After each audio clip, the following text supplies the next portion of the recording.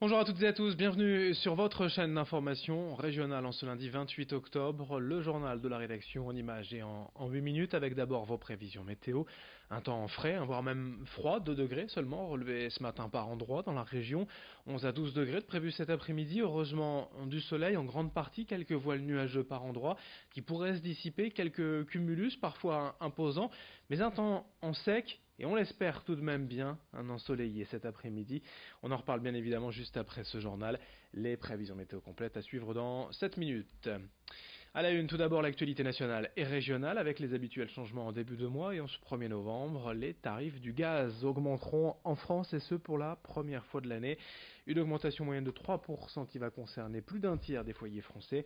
Et si le gaz n'avait plus augmenté depuis près d'un an et la crise des gilets jaunes, l'UFC Que Choisir pose tout de même la question des prix du marché, car en Europe, le cours du gaz est à son plus bas niveau actuellement depuis 3 ans. Pour l'association de consommateurs, les tarifs de l'énergie augmentent bien plus que d'autres produits de consommation courante. Et il peut être intéressant de faire jouer la concurrence. Et écoutez ainsi l'avis et les conseils de Robert Bréon, le président de l'UFC Que Choisir dans la région, interrogé pour nous par Edil Gunay. La température ambiante due aux gilets jaunes a fait que l'État a appuyé sur le frein pendant quelques mois, c'est-à-dire qu'il n'a pas suivi les augmentations normales, les augmentations qui venaient de l'achat du gaz, pour ne pas trop envenimer les choses. Donc il y a un certain retard. On en prévoit d'ailleurs une nouvelle hausse en début d'année. Il y aura 3% là et puis une petite hausse en début d'année. Donc il est à craindre que, effectivement, dans le parcours des hausses, il n'y a jamais de hausse perdue. Il y a toujours un rattrapage à un moment donné. Autre image dans l'actualité est ce week-end pour évoquer de nouveau le mois d'octobre rose, la lutte contre le cancer du sein.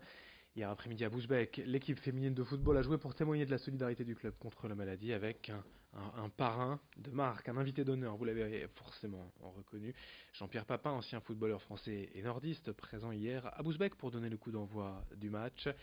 Pour chaque personne présente hier au stade, 5 euros seront reversés à une association de lutte contre le cancer du sein. Au programme de l'après-midi, en marge de ce match, des stands pour parler de prévention, de dépistage, mais aussi de nombreuses animations au profit de la recherche. Le football club féminin de Bousbecq s'engage comme il se doit, selon son président, au micro de Jerry Jouot de Fer. Octobre Rose et le club, c'est lié puisqu'on a un club 100% féminin. Nous aujourd'hui, si nous on fait rien, il n'y a personne qui fera rien en fait. Donc voilà, nous on a 140 licenciés aujourd'hui dans le club. Il y a 20 jeunes filles ou 20 filles qui seront à un moment donné touchées par rapport à ce problème-là. Donc nous on se sent obligé en fait de faire quelque chose pour Octobre Rose et aider les associations un peu moins visibles au niveau médiatique que nous, parce que nous on a cette chance-là pour justement les aider à évoluer quoi. L'actualité est également dans 3 semaines. Les Audomarois découvriront leur nouvelle gare, la station à Saint-Omer. Les usagers prochainement retrouveront donc leur gare fermée, je vous rappelle, depuis 2011 pour d'importants travaux. Évidemment, un espace de vente de billets de train et de tickets de bus est prévu dans le bâtiment, mais la gare de Saint-Omer sera bien plus qu'un lieu de passage pour les voyageurs. Un espace de travail, précisément de coworking, a été aménagé à l'étage avec un Fab Lab et des salles de réunion mises à disposition des particuliers et des professionnels. L'objectif est de faire du lieu un espace dédié aux rencontres, à la création de nouveaux projets. Explications sur place recueillies pour nous par Lolita Perron. La station, c'est un espace de travail et d'innovation à Saint-Omer, et on dit que c'est un espace de travail avec une gare dedans, puisqu'il s'agit de réaménager la gare d'agglomération de Saint-Omer et de proposer une série d'outils qui font la promotion des approches collaboratives, des approches innovantes ou des nouvelles formes d'organisation du travail. Ce week-end à Lille, une centaine de personnes est venue manifester sur la Grand Place des Libanais de la région, mobilisés en soutien aux récentes manifestations organisées dans le pays. Voilà déjà plus d'une dizaine de jours que la population locale se mobilise contre l'État et les politiques, car les Libanais contestent le pouvoir en place, qu'ils jugent incompétent et corrompu. Les manifestations sont de plus en plus importantes au Liban et à Lille aussi. Dans la région, les ressortissants libanais ou français d'origine libanaise affichent leur unité, leur soutien et leur colère. Explication au micro de Jerry Jouot de Fer. Cette classe politique, c'est exactement la même de père en fils depuis 30-40 ans. C'est toujours eux qui ont le pouvoir et ils font que voler le peuple libanais. Ils augmentent les taxes et ils ne nous donnent rien comme service, ni eau, ni électricité, ni infrastructure. Et même récemment, ils ont ajouté une taxe sur le WhatsApp. On ne peut même pas parler avec nos familles, quoi. Et c'est vraiment, c'est bon. Voilà. Donc le peuple, pour la première fois, c'est vraiment historique pour le Liban. Pour la première fois, tout le monde, main dans la main, ils sont descendus dans la rue pour soutenir le Liban, notre Liban. Sans parti politique, sans rien du tout. Et puis on termine avec un mot de culture à l'occasion du 150e anniversaire de la naissance d'Henri Matisse.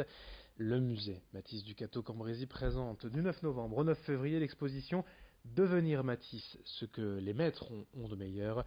Pour la première fois, cette expo retrace les débuts de l'artiste régional avec 150 œuvres, dont un tiers, une cinquantaine d'œuvres d'artistes internationaux, dont Matisse s'est inspiré. Par ailleurs, le musée Matisse compte une nouvelle œuvre dans ses collections, La femme accoudée, réalisée en 1938, offerte par des collectionneurs. Elle va maintenant intégrer le parcours du musée départemental avant une prochaine extension des travaux prévus en 2022. Retour sur cet anniversaire, ce 150e anniversaire de la naissance de Matisse, au micro d'Idil Gulay. Comme me disait son petit-fils Paul Matisse, parce qu'ils sont issus d'une famille qui est installée depuis plus de 300 ans au Cateau, ce qu'il y a d'important dans une maison, ce sont les fondations, et le Cateau, ce sont les fondations du travail de Matisse. Donc c'est montrer comment Matisse s'est construit sur ce territoire, comment il a été inspiré par les textiles, c'est une vieille famille de Tesserand, comment son caractère s'est forgé, comment les vitraux, les cathédrales avec les alentours l'ont inspiré pour les vitraux par exemple. Bref, c'est que ce territoire du Nord, notre région des Hauts-de-France, en fait, elle est fondamentale dans la construction de Matisse et qu'on ne peut pas comprendre le travail d'un Matisse qu'on imagine au soleil à Nice sans savoir que ce travail-là, il a été généré, il a été en gestation sur notre territoire et qu'il est parti du Cateau. Fin de ce journal régional, à suivre bien évidemment vos prévisions météo complètes en 2 mots, un temps en froid mais sec et on l'espère ensoleillé. Vos prévisions à suivre et un autre journal dès le prochain quart d'heure.